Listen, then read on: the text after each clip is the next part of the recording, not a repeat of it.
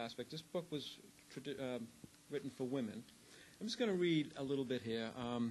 One part in the book, it says, thinness doesn't mean power or happiness. The quest for a better body should not be motivated by the false hope that thinness equals happiness.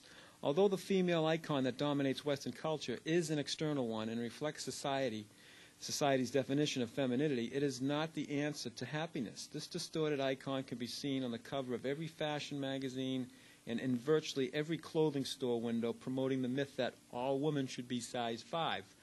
This ideal promoted by our culture is vastly different from what the female physiology is capable of, short of being neurotic. As Kelly Brunell, professor of psychology at Yale University, points out, this is where culture, I love this is where culture collides with physiology. He continues to explain that this distorted image has many women striving to achieve a body weight and body shape that may be physiologically impossible. With this in mind, it is essential that women, indeed all people, establish goals that are physiologically within their genetic capacity. I have C, Appendix F.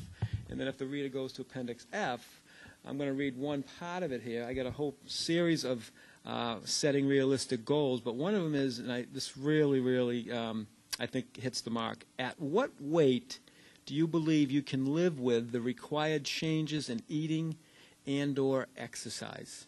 I think that's great. It hits the nail right on the head.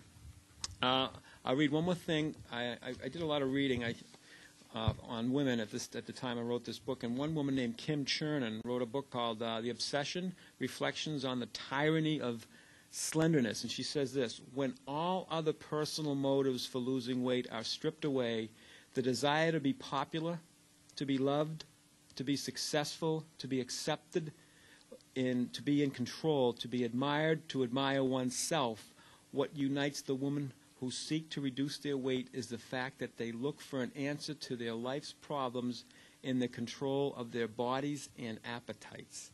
I just thought that was great stuff. I have a lot of other things in there. I met a woman that was battling with her weight all her life, and she helped me write some parts of it, so it's not just written from a man's right. perspective. I've had a lot of clients that have actually helped me, women, that help me kind of put it together, because I am not a woman, obviously. Right, obviously.